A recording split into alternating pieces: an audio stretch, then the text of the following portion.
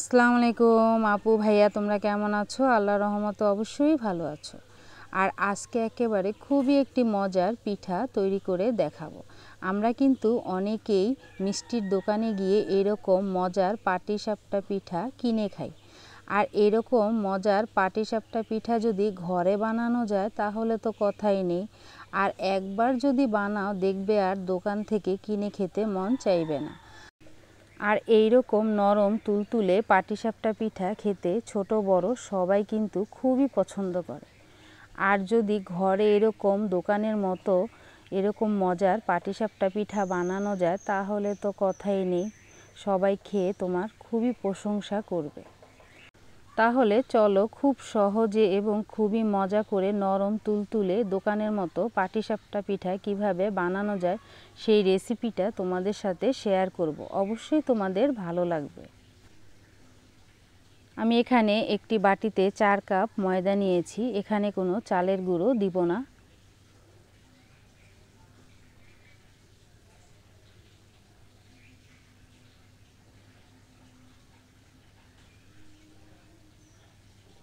Half table চামচ লবণ, তারপরও তোমরা লবণটা দেখে নিবে। আমি এখানে 1.5 কাপ খেজুরের গুড় দিয়ে দিব, পরিমাণ মতো বা স্বাদ মতো।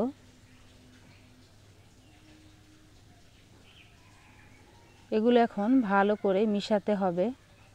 আমি এখানে জাল দেওয়া লিকুইড দুধ দিয়ে ভালো করে একটি ডো বানিয়ে নিব। অল্প অল্প করে দিব আর একটি ডো বানাবো। একেবারে দেওয়া যাবে না, অল্প অল্প করে দিয়ে একটি ডো বানাতে হবে। তোমরা চাইলে খেজুরের গুড়ের বদলে চিনি দিয়েও বানাতে পারো।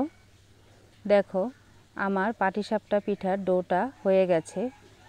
একেবারে ঘনও না একেবারে পাতলাও না, একেবারে মিডিয়ামভাবে একটি ডো বানিয়ে নিতে হবে।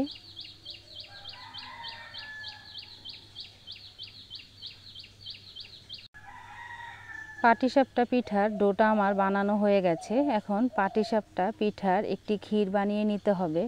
প্রথমে আমি একটি গ্লাসে জাল দেওয়া ঠান্ডা লিকুইড দুধ নিয়েছি। আমি এখানে 3 টেবিল চামচ ময়দা দুধের সাথে ভালো করে মিশিয়ে নিব।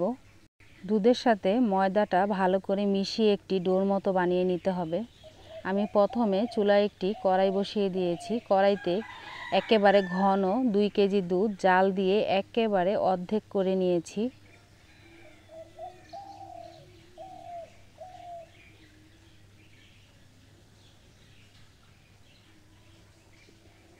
আমি এখানে অল্প পরিমাণ লবণ দিয়ে দিব। আর যে কোনো মিষ্টি জিনিসে অল্প পরিমাণ লবণ দিলে এর স্বাদ গুণ অনেকটাই বেড়ে যায়। আমি এখানে চিনির বদলে ড্যানিশ দিব। আমি এখানে ড্যানিশ 2 কাপ দিয়েছি, পরিমাণ মতো বা স্বাদ মতো। তোমরা চাইলে ড্যানিশের বদলে চিনি দিয়েও পাটিসাপটা পিঠার ক্ষীর বানিয়ে নিতে পারো। আমি একটি গ্লাসে 3 টেবিল চামচ ময়দা দিয়ে যে ডোটা বানিয়েছি সেই ডো দুধের মধ্যে অল্প অল্প করে দিব আর নাড়তে থাকবো। আর চুলার হিট মিডিয়ামে রাখতে হবে, না হলে কিন্তু তলায় লেগে যেতে পারে।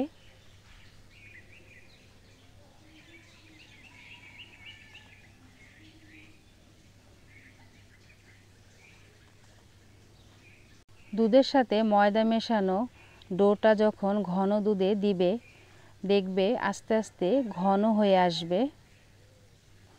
আর অনবরত নাড়তে হবে, না হলে কিন্তু তলায় লেগে যেতে পারে। দেখো পাটিসাপটার ক্ষীরটা আমার কিন্তু একেবারে ঘন হয়ে গেছে। এখন চুলার থেকে নামিয়ে ঠান্ডা করে নিতে হবে। আমি প্রথমে চুলায় একটি কড়াই বসিয়ে দিয়েছি। অল্প পরিমাণ তেল দিয়ে কড়াইটা এভাবে ঘুরিয়ে নিব, তাহলে সব দিকে তেলটা লাগবে। কড়াইটা যখন গরম হয়ে আসবে তখন আমি এখানে 1.5 চামচ পাটিসাপটার ডো দিয়ে দিব আর চামচ দিয়ে এভাবে মেলে দিব।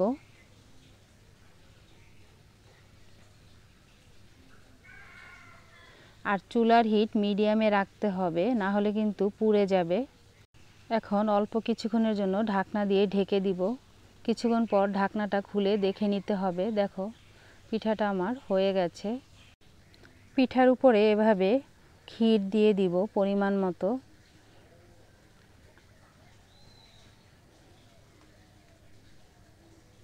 আর সবগুলো পিঠা সেম এভাবেই বানিয়ে নিতে হবে। আর চুলার হিট মিডিয়ামে রাখতে হবে, না হলে কিন্তু পুড়ে যাবে। আর তৈরি হয়ে গেল আমাদের খুবই মজার দোকানের মতো পাটিসাপটা পিঠা। আর যারা এখনও বানিয়ে খাওনি অবশ্যই কিন্তু বাসায় তৈরি করে খেয়ে দেখো, একেবারে দোকানের মতোই স্বাদ।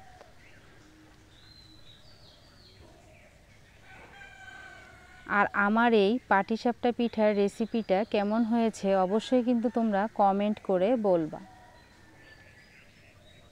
দেখো একেবারে নরম তুলতুলে হয়েছে, আর দেখতেও মাশাআল্লাহ কত সুন্দর হয়েছে, আর খেতে সেই স্বাদ। কারা কারা এরকম নরম তুলতুলে পাটিসাপটা পিঠা পছন্দ করো অবশ্যই কিন্তু কমেন্ট করে বলবা। আর তৈরি হয়ে গেল আমাদের খুবই মজাদার নরম তুলতুলে পাটিসাপটা পিঠা। রেসিপিটা ভালো লাগলে অবশ্যই লাইক শেয়ার কমেন্ট করো। চ্যানেলটি প্লিজ সাবস্ক্রাইব করো। সবসময় ভালো থেকো, সুস্থ থেকো, এই বোনটির পাশে থেকো। আল্লাহ হাফেজ।